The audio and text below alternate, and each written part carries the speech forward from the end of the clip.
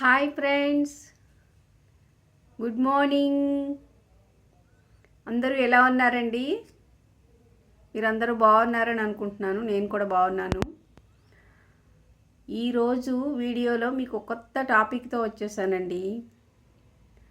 ఏంటి ఆశ్చర్యంగా ఉందా? ఏంటి పాటలు పాడే అమ్మాయి రోజు పాటలు పాడుతూనే ఉంటుంది, ఏ కొత్త టాపిక్ ఉండదు అనుకున్నారు కదా. ఈరోజు నేను సన్నజాజుల మాల ఎలా కట్టాలో మీకు చూపిస్తాను అన్నమాట. ఈ సన్నజాజులు, విరజాజులు, మల్లె మొగ్గలు, కనకాంబరాలు, పందిరి మల్లె, మద్రాసు మల్లె, ఇలా అన్ని రకాల పువ్వులు ఇష్టపడిన ఆడవాళ్ళు ఎవరైనా ఉంటారా?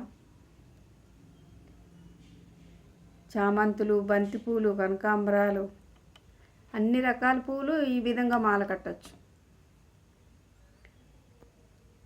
ఈ పువ్వులు అన్నీ మాలలు కట్టడం ఎలా అన్నదే ఇప్పుడు వీడియోలో చూపిస్తున్నాను మీకు.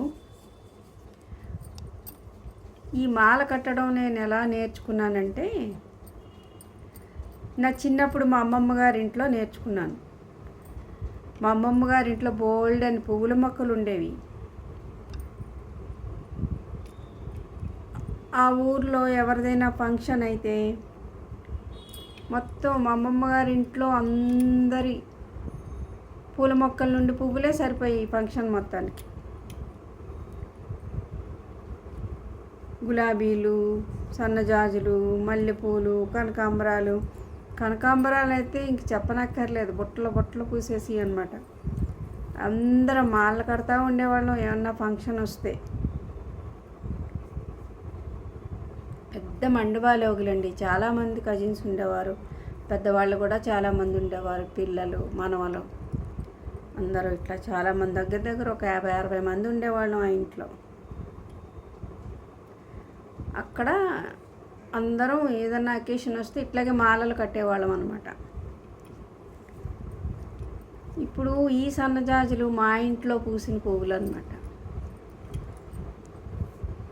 ఈరోజు చాలా తక్కువగా పూసినాయి, కానీ స్టార్టింగ్ నుంచి చాలా ఎక్కువ పూసాయి అన్నమాట. ఫస్ట్లో 10 years బ్యాక్ అయితే మాల కడితే సాయిబాబా విగ్రహానికి పెద్ద దండ వచ్చేది మెడలో వేయడానికి. చాలా మంచిగా ఓపికగా కట్టేది అన్నప్పుడు. ఇప్పుడు ఒక్కటే ఉంది సన్నజాజి తీగ, దానికి వచ్చిన పువ్వులే కడుతున్నాను అనమాట. ఈ సన్నజాజులు కాడలు చాలా పొడవుగా ఉంటాయి, మాల కట్టడానికి చాలా బాగుంటాయి.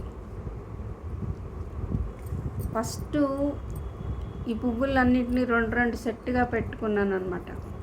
పెట్టుకుని తర్వాత ఒక సైడు 2 మధ్యలో కాళ్ళు వచ్చేలాగా పెట్టి మాల కట్టాలన్నమాట. ఈ మాల కట్టినప్పుడు ఇది 10 రోజుల దాకా అలానే ఉంటుంది మాల, పువ్వులన్నీ ఎండిపోయి వాడిపోయినా కానీ. ఎందుకంటే అంత స్ట్రాంగ్ అన్నమాట ఈ మాల. మనం ఇప్పుడు మార్కెట్లో దొరికే పూల దండలు కొంటున్నాం కదా రోజు, ఆ ఇంటికి వచ్చేసరికి సగం పూలు జారిపోతాయి అందులోంచి. అసలు వాళ్ళు మాల ఎలా కడతారో కూడా నాకు అర్థం కాదనమాట. ఇంకా తలలో పెట్టుకుంటే చెప్పనవసరమే లేదు, ఎక్కడ నడితే అక్కడ పువ్వులు రాలిపోతూనే ఉంటాయి. మరి వాళ్ళ మాల ఎలా కడతారో, అసలు ఏ దారంతో కడతారు, ఎందుకు కడతారో కూడా అర్థం కాదు. కానీ నేను కట్టి మాల చాలా అందంగా ఉంటుంది, చాలా నీట్గా, పువ్వులు కూడా ఏ మాత్రం చెక్కు చెదరకుండా ఉంటాయి. పువ్వులు వాడిపోయినా 2 రోజులైనా 3 రోజులైనా ఆ దారం అలాగే ఉంటుంది, పువ్వులు మాత్రం ఎండిపోతాయి. మాల మాత్రం చాలా స్ట్రాంగ్గా వస్తుంది. చూడండి, మీకు ఈ వీడియోలో నేను చూపిస్తున్నాను. మీకు నచ్చితే లైక్ చేయండి, అలాగే మీ ఫ్రెండ్స్ అందరికీ షేర్ చేయండి, కామెంట్ చేయండి. నా ఛానల్ ఇంతవరకు ఎవరైనా సబ్స్క్రైబ్ చేసుకోకపోతే సబ్స్క్రైబ్ చేసుకోండి. Thank you. See you again.